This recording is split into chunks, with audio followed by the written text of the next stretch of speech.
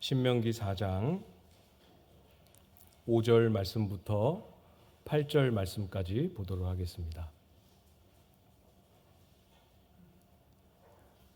신명기 4장 5절 말씀부터 8절 말씀까지 우리 한 절씩 교독하도록 하겠습니다. 내가 나의 하나님 여호와께서 명령하신 대로 규례와 법도를 너희에게 가르쳤나니 이는 너희가 들어가서 기업으로 차지할 땅에서 그대로 행하게 하려 함인즉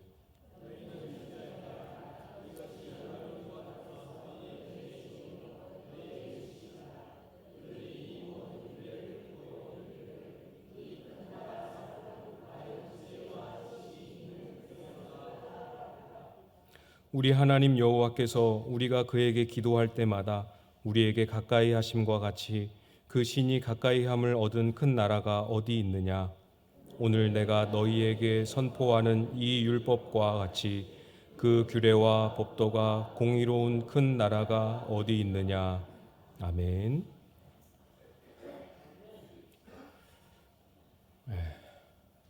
다시 한번 청빙이 과정을 기도로 이렇게 잘 인내하며 하나님 신뢰하며 기다려 오셨던, 또 기도로 담당해 오셨던 우리 모든 성도님들, 또 앞에서 실무적으로 청빙의 과정들을 잘 감당해 주셨던 장로님들과 청빙위원 여러분들께 다시 한번 감사를 드립니다. 너무 수고 많으셨는데 격려의 박수 한번 드릴까요? 네. 수고하셨습니다. 감사합니다. 지난주에 우리는 하나님께서 우리를 교회로 부르셨다라고 하는 그 뜻과 그림 중에서 말씀 공동체로 우리를 세워가기를 원하신다, 이렇게 나누었습니다. 말씀을 마치고 나서 혼자 이렇게 가만히 생각할 때 왠지, 이유는 잘 모르겠어요. 왠지 이게 그냥 나 혼자만의 바람, 나 혼자만의 기도는 아닐 것 같다라는 그런 마음이 이렇게 싹 들어서, 이유는 모르겠습니다만 하여튼 그래서 감사한 마음이었습니다. 이어서 우리가 오늘 좀 생각해 보고 싶은 것은, 말씀 공동체로 우리를 부르시기는 하셨는데 왜 우리를 말씀 공동체로 부르셨을까? 왜 우리에게 말씀을 주시고 왜 우리에게 말씀을 그렇게 중요하게 다루시고 요구하실까 하는 겁니다. 성경 없이는 아무것도 할 수 없는 무능한 사람으로 우리를 만들기를 원하셨겠습니까? 당연히 아니죠. 성경 속에서 우리가 지켜야 할, 해야 할, 또 하지 말아야 할 수많은 규례들을 우리 앞에 막 이렇게 쏟아 놓으시고 그것으로 인하여서 우리가 억압받도록 하려고 그러셨겠습니까?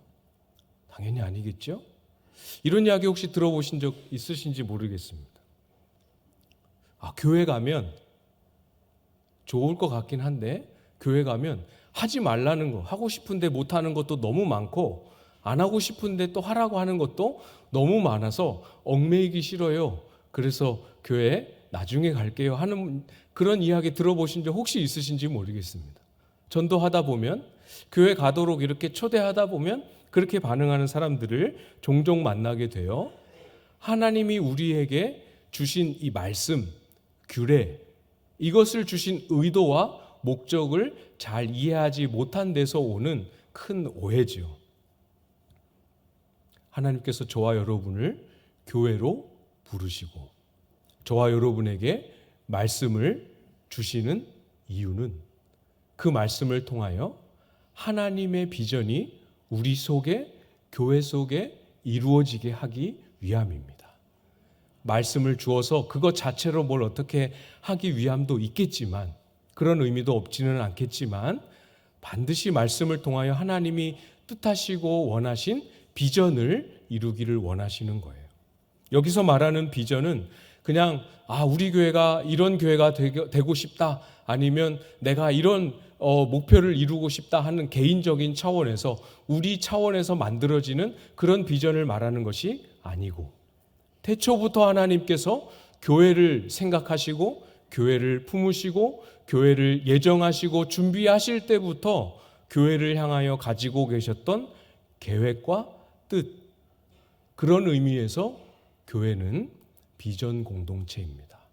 하나님이 교회를 통하여 세상에 이루시길 원하시는 그 뜻이 무엇인지를 잘 헤아리고 그것을 이루기가 너무 어렵고 힘들지만 그 뜻과 계획을 우리 공동체 안에서 잘 품고 소화해내고 언제가 될지 모르지만 그것이 이 땅에 우리 교회를 통하여 이루어지고 구현되기를 진심으로 신뢰하고 기다리며 거기에 우리의 충성스러움을 잘 간직하는 그것이 바로 비전 공동체, 오늘 설교의 제목이 되는 겁니다.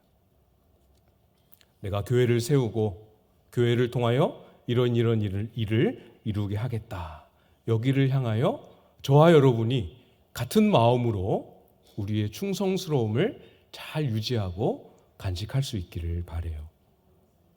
특별히 오늘 본문을 보면 비전 공동체로서의 모습을, 교회의 모습을 딱 한 단어로 요약할 수 있습니다. 한번 찾아보시겠어요? 6절에도 나오고 7절에도 나오고 8절에도 나옵니다. 3번이 반복돼서 나옵니다. 찾으셨죠? 큰 나라입니다. 큰 나라. 규모가 커서 수요가 많아서 큰 나라가 아닙니다. 이 이스라엘 백성들이 혈통이 기골이 장대한 혈통이라 키도 크고 저와 같지 않게 키도 크고 용모도 건장해서 그래서 큰 나라도 아닙니다. 신명기 7장 7절에서 보면 여호와께서 너희를 기뻐하시고 너희를 택하심은 너희가 다른 민족보다 수요가 많기 때문이 아니니라. 너희는 오히려 모든 민족 중에 가장 적으니라.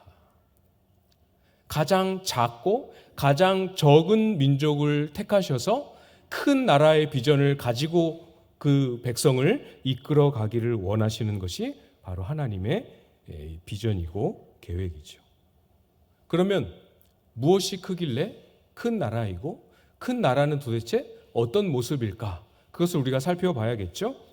우리의 충성스러움을 간직하고 잘 드려야 하는 비전 공동체의 첫 번째 모습, 지혜와 지식이 있는 큰 나라입니다.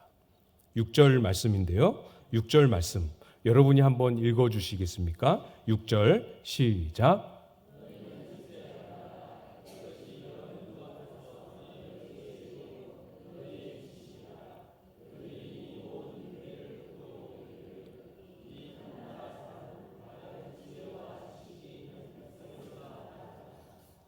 아멘.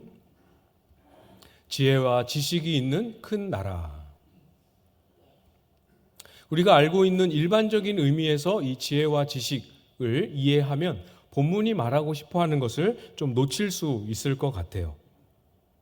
당시 이스라엘 주변 나라들이 이스라엘을 보고 지혜와 지식이 있는 백성이다 이렇게 말하는 정황을 우리가 상상하면서 이해를 하시면 좋을 것 같아요. 당시에 이스라엘 주변에 있는 나라들 중에 이스라엘을 바라보며 와, 지혜와 지식이 있는 백성이다 이렇게 칭찬할 만큼 지혜와 지식이 부족한 민족이나 나라는 없었습니다. 모든 나라들이 전부 다 이스라엘보다는 더 발달된 문화와 문명과 기술을 가지고 있었어요. 지혜와 지식이라고 한다면 이스라엘에 전혀 이렇게 뒤처질 만한 나라는 없었습니다. 반면에 이스라엘은 어떤 민족이었습니까? 그 출신은 오랜 기간 동안 애굽에서 종살이하던 노예 출신입니다. 그러니까 과거에는 노예였고 지금은 어떤 사람들입니까? 광야를 굉장히 오랫동안 떠돌고 다니고 있는 유목민이죠. 과거에는 노예였고 현재는 유목민일 뿐인 이스라엘이 그 탁월한 문명과 문화와 기술을 가진 나라들로부터 지혜와 지식에 관하여 칭찬을 받을 수 있는 가능성은 0% 불가능한 일입니다. 그것이 가능해질 수 있는 길은 딱 하나밖에 없어요. 6절에 있는 내용, 6절이 말씀하시는 부분 딱 그겁니다. 이것이 여러 민족 앞에서 너희의 지혜요 너희의 지식이라 할 때 이것이 무엇인지를 잘 이해해야 되죠. 이것은 여기서 이것이라고 표현한 것은 이스라엘을 의미하는 게 아니라 이스라엘이 행했던 말씀에 대한 순종, 순종의 행동을 지칭하는 겁니다. 이해가 되십니까? 이스라엘 백성이 지혜로워서 지혜롭다고 말하는 게 아니에요.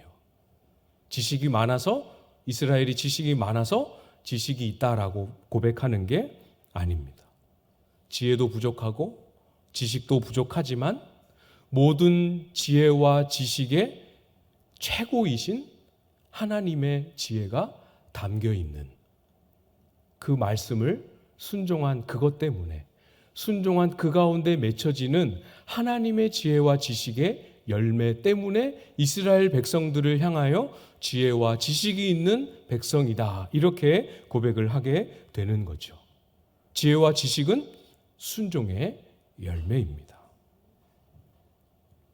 노예였고 유목민에 불과했던 이 민족이 어떻게 이렇게 탁월한 삶의 질서와 체계를 만들어내는가, 어떻게 이렇게 살 수 있는가 깜짝 놀란 이방 민족들이 그들의 삶을 가만히 들여다보고 발견합니다.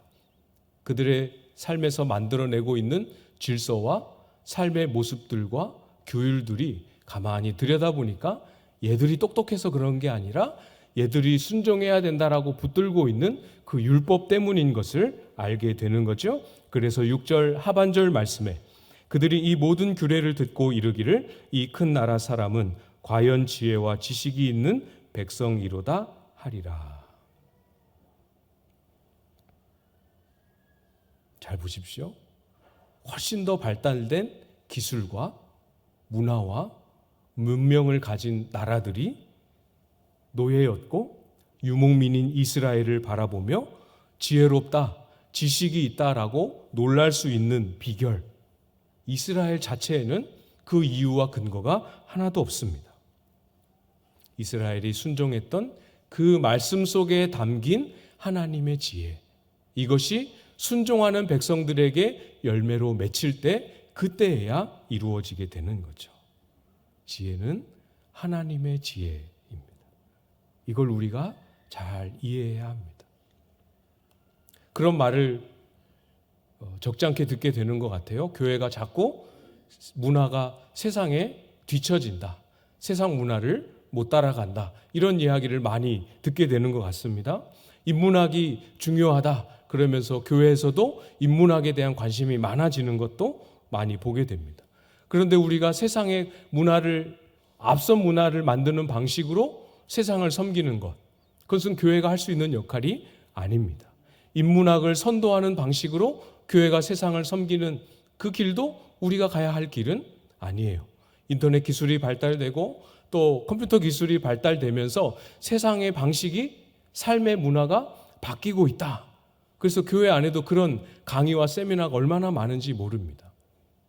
그러나 그런 기술과 발달된 매체를 사용하지 말라는 뜻이 아니라 그것으로 승부를 보고 그것으로 우리가 세상 앞에서 세상을 섬기는 정체성, 그것은 교회의 정체성이 아니다라는 거죠. 성경은 저와 여러분에게 교회에 그런 방식을 명하지 않았습니다. 교회는 어떻게 해요? 하나님의 백성들이 모든 지혜와 지식이 가득 담긴 하나님의 말씀에 순종함을 통해서 그 순종의 열매로 세상 속에 존재하고 그 순종의 열매로 세상을 섬기는 것, 그것이 비전 공동체의 가장 중요한 요소이죠. 그렇게 우리는 세상에 존재해야 하고 그렇게 세상의 정체성을 드러내며 살아야 합니다. 예를 한번 들어서 생각해 보면 좋을 것 같아요. 요한복음 13장 35절 말씀에 보면 너희가 서로 사랑하면 이로써 모든 사람이 너희가 내 제자인 줄 알리라, 이렇게 말씀하셨습니다.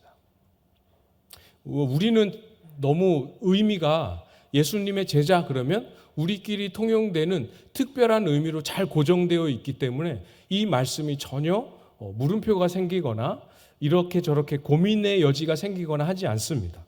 그렇지만 여러분, 그때 당시에 예수님뿐만 아니라 당시에 유대인 랍비들은 다 제자를 거느리고 있었어요. 그래서 내가 어느 랍비의 밑에서 공부해야겠다 하면 그 랍비에게 찾아가서 문화생이 되는 겁니다. 그 문화와 배경을 생각하면서 이해를 해보면 조금 다를 수 있는 거예요. 랍비의 제자인 걸 알려면 그 랍비만의 특별한 지식과 그 랍비만의 정보를 잘 전수받고 배워야 되는 것 아니겠습니까? 조금 더 쉽게 생각하면 이런 거예요. 어느 교수님 밑에 박사 과정을 공부하는 학생들이 한 10명 이렇게 있다고 생각해 보겠습니다. 그러면 이 학생들이 아무개 교수님의 제자인 걸 알려면 어떻게 하면 되겠습니까?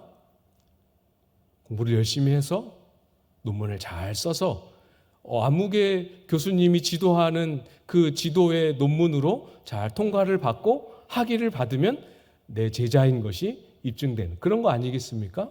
그런데 그 교수님이 제자들 10명을 놓고 너네가 서로를 사랑하면 사람들이 너희가 내 제자인 줄 알게 될 것이다.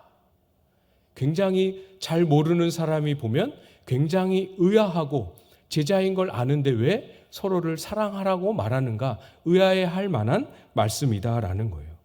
그러나 여러분이 잘 아시는 바와 같이 그 말씀을 주신 분이 누구시고 그 말씀의 의미가 무엇인지 순종해 본 사람은 실제로 이 말씀을 따라서 서로를 사랑했기 때문에 그 사랑의 열매가 서로에게 경험되고 맺혀지고 서로에게 주고받아지는 것을 경험한 사람이라면 이 말의 의미가 이상한 것이 아니라 얼마나 놀라운 것인지를 깨닫게 되는 겁니다. 성도와 성도가 서로를 향하여 자기 것을 주장하지 않고 사랑하고 내어주고 희생하는 삶을 살 때 거기에 사랑하는 사람의 삶에 맺혀지는 열매, 이것을 누군가는 봅니다. 누군가는 경험합니다.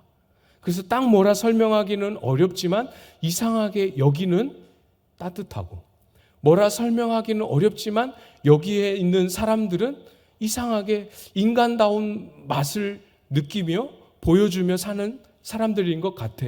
이런 고백들이 들려오게 되는 거죠. 나도 여기에 속해보고 싶다. 이런 마음을 갖게 되지 않겠습니까?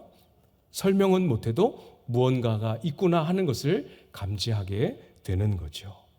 교회가 세상에 존재하는 방식이 이러합니다. 한 번만 더 말씀드립니다. 교회는 어떻게 해요?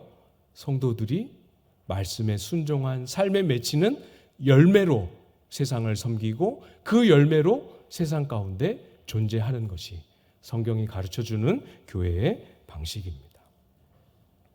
잘 기억하시고 말씀 따라 살려는 삶에 난관이 찾아올 때, 위기가 찾아올 때, 더 이상 못하겠다 하는 마음이 찾아올 때 꼭 기억하셔야 됩니다. 순종하는 데는 실패할 수 있어도, 안 하길 바라지만 실패할 수 있으면 하나님 다시 기회를 주지 않습니까? 그렇지만 순종을 통한 열매로 세상을 섬기는 이 하나님의 비전만큼은 우리가 포기해서는 안 되는 거예요. 놓으면 안 됩니다. 시간이 오래 걸려도 힘겨워도 안 되는 것 같아 보여도 절대로 놓으면 안 됩니다.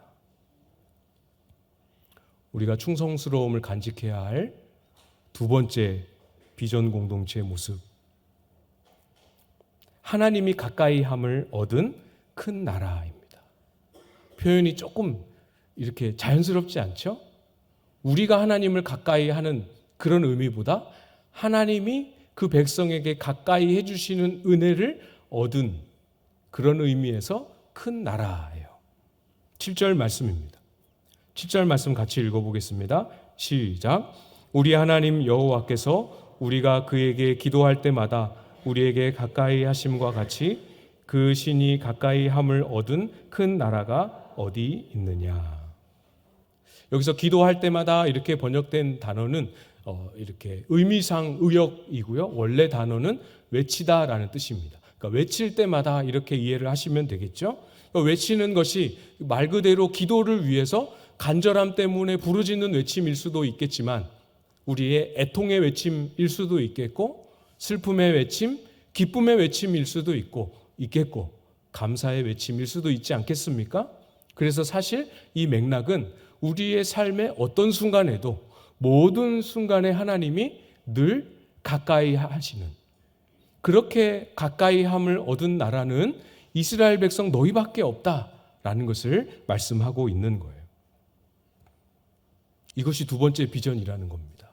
교회를 향한 하나님의 두 번째 기대라는 거예요. 하나님은 저와 여러분을 교회로 부르시고 무엇을 원하고 계신다고요? 가까이 하기를, 친밀하기를, 더 마음과 마음이, 인격과 인격이, 생각과 생각이 맞닿고 부딪히고 살갑게 하기를 하나님은 바라십니다. 그걸 위해서 말로 다 할 수 없는 놀라운 기적과 역사로 당겨 놓으셨어요. 당길 수 없는 것을 당겨 놓으셨습니다. 물론 그것이 끝이 아니죠. 앞으로 우리가 이 신앙생활을 해 나가면 나아갈수록 점점 더 이 거리는 좁혀질 것이고, 이것이 얼마나 좁혀질까 싶을 만큼 좁혀질 것입니다. 이 완성, 가까이 하기를 원하시는 하나님의 이 비전의 완성은 천국에 가서 경험하겠죠. 상상할 수 없는 영광과 환희로 가득한 삼위 하나님과의 연합. 이 상상할 수 없습니다. 상상할 수는 없지만 소망은 되십니까? 이걸 생각하면서 마음에, 이게 뭔진 잘 모르지만 우리가 천국에서 누릴 삼위 하나님과의 놀랍고 기쁘고 감격스러운 연합이 기다리고 있다. 이 자체에 설렘과 소망이 생기시다면 신앙생활 잘하고 계시는 겁니다. 학자들 중에는 여기서 기도할 때마다 이 표현, 또는 외칠 때마다 이 표현에 해당될 수 있는, 이것을 해석할 수 있는 사건을 첫 번째로 애굽에서 이스라엘 백성들이 고통할 때, 이제 모세가 부름을 받지 않습니까? 그때에 이스라엘 백성들이 하나님 앞에 쏟아냈던 고통의 소리로 해석을 하기도 합니다. 그러면 이 기도할 때마다를 그렇게 해석한다고 하면 뒤에 하나님이 가까이 하시는 것은 어떻게 해석할 수 있겠습니까? 이스라엘 백성들의 고통의 소리를 듣고 하나님이 무엇을 하셨죠? 모세를 세우시고 이스라엘 백성들에게 기적을 행하셔서 그들을 애굽에서 건져내셨죠. 애굽에서 건져내실 뿐만 아니라 더 넓은 범위에서 생각하면 이스라엘 백성들을 광야로, 시내산으로 데리고 오셔서 거기서 하나님의 언약 백성으로 만나주시고 만들어 주십니다. 그러니까 저와 여러분이 하나님이 우리를 가까이 하신다 할 때, 가깝게 하셨다라고 할 때 첫 번째 떠올려야 할 사건은 이 구원의 사건임을 잘 기억해야 돼요. 그 무엇보다 우리를 죄와 사망으로부터 건져내셔서 하나님의 아들이요 딸로 우리를 부르십니다. 이것이 얼마나 놀라운 것인지를 우리의 가슴이 잘 간직하고 생생하게 기억하고 있어야 합니다. 성경은 우리를 향하여 뭐라고 부릅니까? 본질상 진노의 자녀이었더니. 우리가 하나님과 무엇 되었을 때? 감사합니다. 입모양이 많이 보이시네요. 우리가 하나님과 원수 되었을 때. 원수를 아들이라 부르실 수 있겠습니까? 그게 가능하겠습니까? 그 일을 우리 가운데 행하셨습니다. 우리에게 은혜를 베풀어 주셔서 우리를 조금 더 나은 수준으로 만들어 주시는 것이 구원이 아니고, 불가능하고 영원한 형벌과 영원한 저주 속에 있었던, 사망 가운데 있었던 우리를 건져내셔서 아들과 딸로 삼으셨습니다. 이거를 알고, 이걸 더 깊이 알고 더 깊이 알아야 이후의 삶이 하나님과 더 가까워질 수 있게 되는 거죠. 신앙생활 잘하는 것은 다른 데 있지 않습니다. 저는 다른 데 있는 줄 알았어요. 그래서 열심히 찾아다녔습니다. 인터넷도 찾아다니면서 여기 가서 이 설교도 들어보고, 저기 가서 저 세미나도 들어보고, 이런 집회도 가보고 저런 집회도 가보고, 참 위험한 시도였던 것 같아요.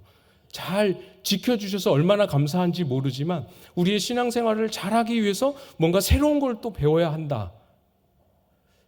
이게 그 열정은 참 귀한데 조심해야 됩니다. 이단이 슬그머니 찾아와서 옛다 새로운 거, 이렇게 하면 정말 넘어가기 참 쉽거든요. 우리의 신앙의 우물은 예수님이 우리를 위해 죽으심으로 우리에게 생명 주셔서 하나님의 자녀 삼으셨다. 여기 하나로 다 설명할 수 있고 이 하나에서 다 끌어낼 수 있습니다. 배워야 하지만 다른 모든 배움은 이 진리를, 이 복음을 더 깊이 알고 더 풍성하게 누리기 위한 수단이고 과정이고 훈련일 뿐인 거죠. 우리를 가까이 하기 위해서 자기 아들의 생명을 내주셨습니다. 기꺼이 망설임 없이 내주셨습니다. 이것보다 더한 사랑이, 이것보다 더 강력한 의지 표명이 어디 있겠습니까? 뭐가 더 필요할까요? 뭘 더 주셔야 이제 됐습니다 할 수 있겠습니까? 이 십자가 사랑을 묵상하면서 하나님 됐습니다. 아들의 생명을 주신 것만으로 충분합니다. 됐습니다. 다른 기도가 필요 없다는 의미가 아니라 그런 마음으로 하나님의 사랑을 알고 우리가 어떤 은혜의 기초 위에 서 있는지를 알 때 우리의 신앙이 자라며 비전 공동체로서의 역할을 감당하게 되는 거죠.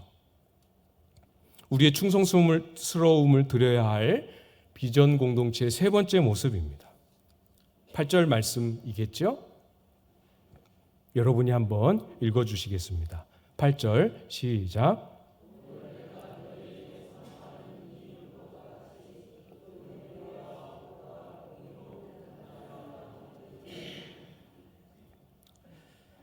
(6절하고) 이해할 수 있는 원리와 방식은 동일합니다.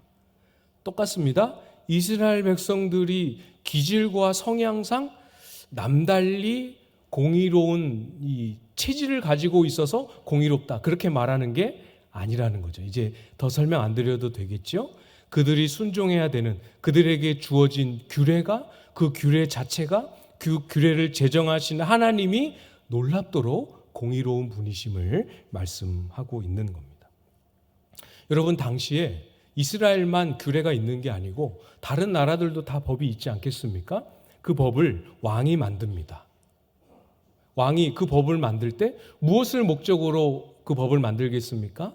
여러 가지 좋은 것들을 잘 참고해서 미화시키기도 하고 좋은 것들을 포함시키기도 하겠지만 목적, 잃어버릴 수 없는 중요한 목적은 왕권이에요. 이 왕위가 얼마나 안정되게 갈 것인가, 오래 갈 것인가 이거를 떠날 수가 없습니다. 그래서 그 법에는 때로는 폭력이 있고 때로는 착취가 포함되어 있을 수밖에 없어요. 왕권이 유지되기 위해서. 그러나 모세를 통해 하나님이 주신 법은 그렇지 않을 뿐만 아니라 그럴 수가 없습니다. 그때 당시에 어느 나라에서도 어느 법 전문가도 어느 도덕 전문가도 어느 탁월한 윤리 사상가도 상상해낼 수 없는 탁월하고 놀랍고 기발한 그런 공의로운 지침들이 하나님의 율법 속에 담겨 있는 겁니다. 그러니까 아무것도 몰라도 아무 지식이 없어도 어떻게 하면 되는 거예요? 주신 율법에 순종하기만 하면 정말 그 세상의 유래를 찾아볼 수 없는 아름답고 풍족한 사회 질서가 구현되는 겁니다. 하나님께서 교회를 향하여 가지시는 비전 속에 이 의로운 삶의 비전이 있다라는 거, 이거 아주 주의를 기울여서 잘 이해해야 합니다. 여러분 잘 아시지 않습니까? 성경은 우리의 의는 다 더러운 옷 같다라고 그렇게 선언합니다. 그래서 어떻게 하셨습니까? 하나님이 우리가 어떤 것을 해도 우리의 의는 더러운 옷과 같기 때문에 우리에게 흠도 없고 티도 없고 죄 없고 완전한 그리스도의 의로 저와 여러분을 옷 입혀 주셨습니다. 다 알고 계시죠? 다 입으셨죠? 너무 귀하고 감사하지만 여기서 멈추면 안 됩니다. 이것이 비전 공동체에 담고 있는 중요한 핵심이에요. 내가 그리스도의 의로 옷 입었습니다 하는 데서 멈추어서는 안 됩니다. 내가 그리스도의 의로 옷 입었기 때문에 오늘 나의 삶이 어떤 모양에서 의로워져야 될지, 어떤 모양에서 어제보다 더 나은 의를 만들어 가야 할지를 고민하고 씨름하고 그 의로운 삶의 내용들을 하나하나 만들어 감으로 그 삶의 행위로 그리스도의 의를 나타내고 보이고 싶은 열망이 우리 속에 있어야 하는 거죠. 로마서 6장 13절 말씀에 이렇게 선포합니다. 또한 너희 지체를 불의의 무기로 죄에게 내주지 말고 오직 너희 자신을 죽은 자 가운데서 다시 살아난 자 같이 하나님께 드리며 너희 지체를 의의 무기로 하나님께 드리라. 너희 지체를 의의 무기로 하나님께 드리라. 너희가 알아서 의로운 삶을 살아서 의인이 되어라. 이렇게 하면 우리는 그것을 실천할 수 없습니다. 그러나 성경은 우리에게 뭐라고 말씀합니까? 그리스도의 깨끗한 의로 옷 입었으니 이제 너희의 삶을 의의 도구로, 무기로 하나님께 드리라 라고 말씀합니다. 의를 만들어낼 수는 없다 하더라도 의를 위해서 우리의 삶을, 시간을, 기도를, 순종을 하나님 앞에 드리는 그 한 번, 두 번 드리는 행위는 우리가 할 수 있지 않겠습니까? 의로움이라고 생각할 때 오는 그 부담감으로 뒤로 물러서서는 안 됩니다. 저와 여러분의 삶을 드리는 그 자리를 포기하지 않으므로 의롭기를 기대하시는 이 비전 공동체로 지어져 갈 수 있기를 바랍니다. 말씀을 맺겠습니다. 말씀을 우리에게 주시고 말씀 공동체로 세워가시는 이유, 그 이유에 담긴 하나님의 마음이 무엇인지를 이 교회를 통해서 하나님이 세상 가운데 무엇을 이루어 가시기를 원하시는지 잘 이해하시면 좋겠습니다. 우리의 순종으로 세상에 하나님의 지혜가 나타나고 우리의 순종으로 하나님이 우리와 얼마나 가까이 하시는지 하나님의 임재를 드러내시고 저와 여러분의 순종으로 이 세상 가운데 하나님의 공의를 드러내시기를 원하시는 그 하나님의 마음 쉽지 않더라도 붙잡고 포기하지 않고 우리 안에 잘 간직하셔서 광안제일교회가 비전 공동체로 이 땅에 잘 살아가고 세워질 수 있기를 주님의 이름으로 축복합니다. 우리 들은 말씀 갖고 같이 한번 기도하는 시간 갖도록 하겠습니다. 여러분이 개인적으로 들으신 내용 가지고 기도하셔도 좋고요. 이렇게 기도하셨으면 좋겠습니다. 하나님, 저도 순종하는 삶 살겠습니다. 저의 순종을 통해서도 하나님의 지혜와 지식의 빛이 세상을, 교회를, 가정을 비추는 그 은혜 허락해 주십시오. 아들을 내어주시기까지 우리와 가까이 하기를 원하시는 하나님의 마음 시원하시도록 저도 주님께 가까이 다가가겠습니다. 도와주십시오. 만나 주십시오. 우리의 말과 행동과 관계 속에 하나님의 의가 드러나도록 순종하겠습니다. 역사하여 주십시오. 우리 이런 제목으로 같이 한번 합심해서 기도하도록 하겠습니다. 하나님 아버지, 그렇습니다. 하나님께서 우리를 부르신 그 부르심이 정말로 얼마나 귀한 것인지 우리가 다시금 기억하며 나아가기를 소망합니다. 우리의 순종을 통해 이 어두운 세상에 지혜의 빛을, 이 세상에 존재하지 않는 지식의 빛을 비추기를 원하시는 하나님 아버지, 우리가 순종하기를 다짐합니다. 이 다짐을 올려드리는 모든 심령들의 고백을 받아주시고 우리에게 용기를 더하시며 우리에게 힘을 더하여 주셔서 우리의 순종하는 삶의 진전과 발전과 도역이 일어날 수 있도록 역사하여 주시옵소서. 하나님과 가까워짐이 우리 삶에 더 많이 경험될 수 있도록 도와주셔서 하나님의 임재를 드러내는 공동체 되게 하여 주시옵소서. 우리의 삶이 의롭기를 원하시는 그 하나님의 부르심을 따라 순종하며 의로운 삶을 하나하나 만들며 우리의 자신을 의의 도구로 병기로 주님께 드리는 그 삶에 우리 모두가 함께 기쁨으로 자원함으로 나아갈 수 있도록 주님 역사하여 주시옵소서. 하나님께서 우리를 교회로 부르셨을 때 이 땅에 또 이 지역에 그 뜻과 계획이 있으셨을 텐데 그 하나님의 비전을 우리를 통하여 우리의 수고를 통하여 우리의 순종을 통하여 이루어 드릴 수 있도록 주님 우리 한 사람 한 사람을 붙잡아 주시고 우리의 기도를 사용하여 주시옵소서. 하나님 아버지, 주님께서 우리를 교회로 부르실 때에 분명한 이유와 목적과 뜻이 있으시다라는 것, 오늘 말씀을 통하여 다시 한번 깨닫고 확인합니다. 광안제일교회를 세우신 이 지역을 바라보시는 이유, 광안제일교회를 세우시면서 한국교회를 바라보시는 그 이유, 우리의 마음에 잘 기억하고 간직하고 붙들 수 있도록 인도하여 주셔서 힘들지라도 순종의 자리를 피하지 아니하고 어려울지라도 하나님과 가까이 하기를 주저하지 아니하며 우리의 마음과 우리의 수고와 우리의 순종을 다 드려 우리의 삶을 의의 병기로 드리는 우리 모든 성도님들 될 수 있도록 축복하시고 역사하여 주시옵소서. 예수님의 이름으로 기도드립니다. 아멘.